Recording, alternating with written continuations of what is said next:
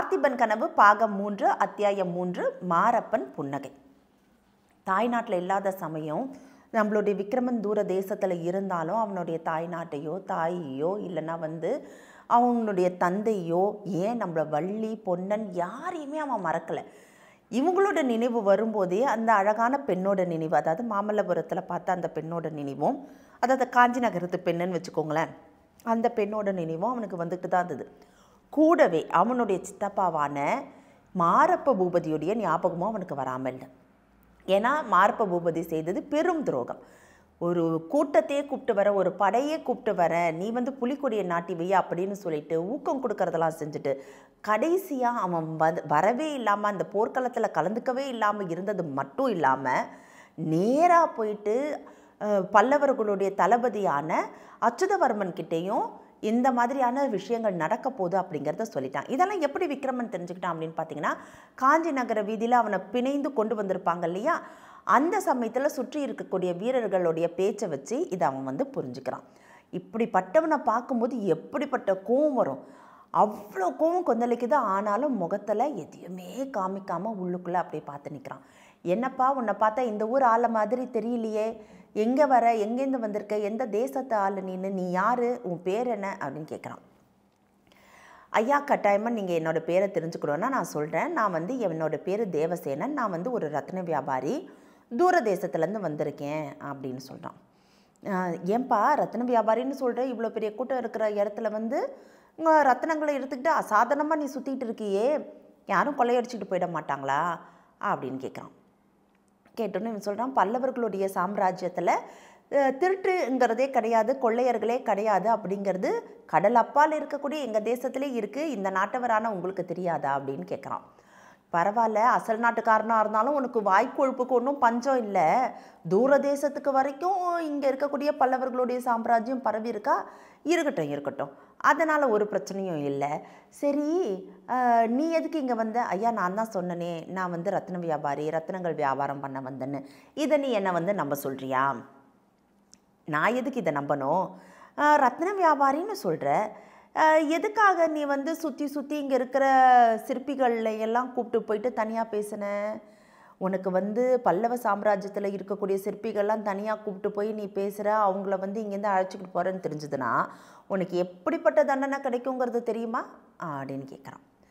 ஐயா நான் தான் சொன்னனே, நான் இந்த நாட்டவன் கிடையாது, அசல் நாட்டுக்காரன்னு, எனக்கு எப்படி ஐயா தெரியும் இங்கே இருக்கக்கூடிய தண்டனை யார், தண்டனை என்னன்ட்டு அப்படின்னு சொல்லிட்டு இவன் உடனே சொல்கிறான், இந்த மாதிரி நீ பேசுகிறதெல்லாம் நிறுத்திக்கோ சரியா, உன்னுடைய உண்மை முகம் அப்படிங்கிறது என்னங்கிறது எனக்கு நல்லாவே தெரியுது அப்படின்னோடனே தேவசேனன் யோசிக்கிறான், அதாவது நம்மளோட விக்ரமன் யோசிக்கிறான், சித்தப்பா நம்மளை கண்டுபிடிச்சிட்டாரோ, எதற்குமே பிடி கொடுக்காமல் பேசிடணும் அப்படின்னு சொல்லிட்டு சொல்கிறான். சரி ஐயா, இங்கே நிற்கிறனே, என்னை யாருன்னு நீ கேட்க வேண்டாமா அப்படின்னோடனே, ஐயா நீங்கள் யார், இல்லை நீ என்னை யாருன்னு நினச்ச, ஒரு வேளை திருடனாக இருக்கும்னு நினச்சிருப்பியோ, திருட்டு பயம் இருக்கும்னு நீ நினச்சிருப்பியோன்னொன்னே இவன் திருப்பி சொல்கிறான், நீங்கள் திருடனாக இருந்தாலும் எனக்கு தெரிஞ்சிருக்க வாய்ப்பு இல்லையே, நான் அசல் நாட்டுக்காரன் தானே அப்படின்னு வேணும்னே மறுபடியும் சொல்கிறான்.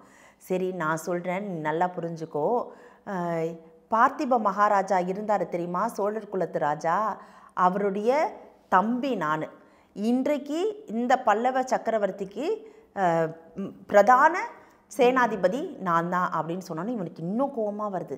ஓ, இவன் காமிச்சு கொடுத்ததுக்கு கூலி கிடைச்சிடுச்சு போல இருக்கு, சேனாதிபதி பதவி இவனுக்கு கொடுத்துட்டாங்க போல இருக்கு, காமிச்சு கொடுத்தான் இல்லையா, அதற்கு இவனுக்கு தக்க சன்மானமாக இவனுக்கு சேனாதிபதி பதவி கொடுத்துட்டாங்க போல இருக்குன்ட்டு சொல்கிறான். இப்போது இவன் ஏன் சொன்னான் அப்படின்னா, மாரப்ப பூபதி ஏதாவது இவன் முகத்தில் வித்தியாசங்கள் மாறுதல்கள் தெரியுதான்னு பார்க்கறதுக்காக சொன்னால் எந்த மாறுதலையும் இவனால் பார்க்க முடியல.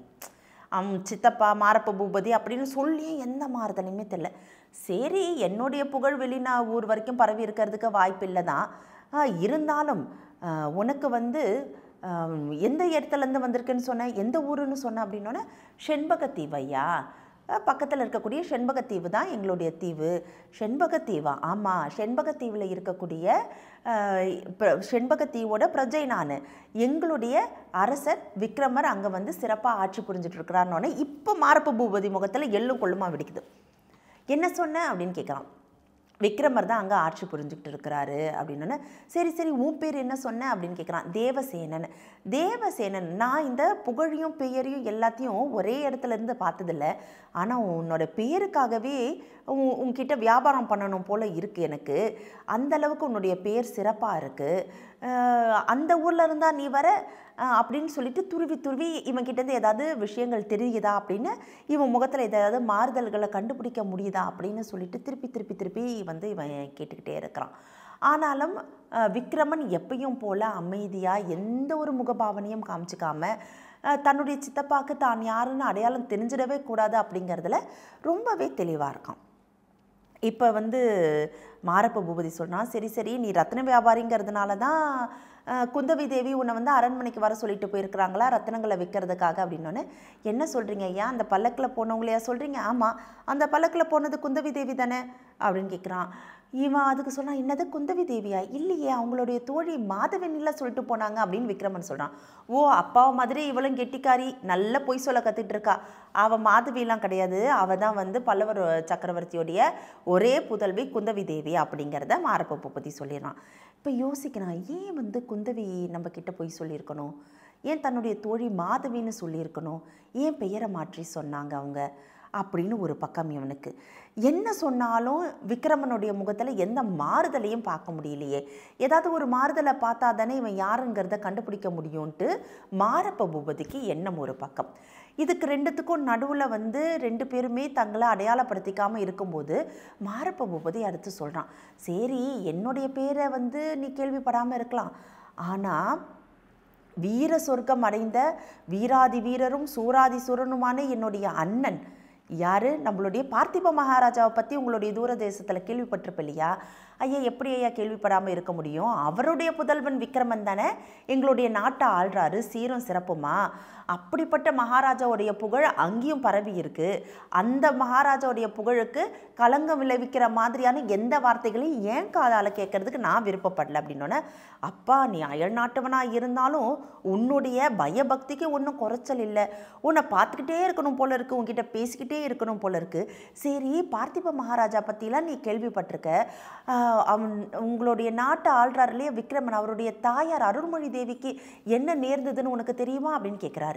இவ்வளோ நேரம் பொம்மை மாதிரியே நின்றுட்டு இருந்த விக்ரமன், தன்னுடைய முகத்தில் எந்த பாவனையும் செய்யாத விக்ரமன், தன்னுடைய தாய்க்கு என்னாச்சுன்னு தெரியலையேங்கிறதுல சின்னதாக ஒரு மாறுதலை ஏற்படுத்திட்டான்.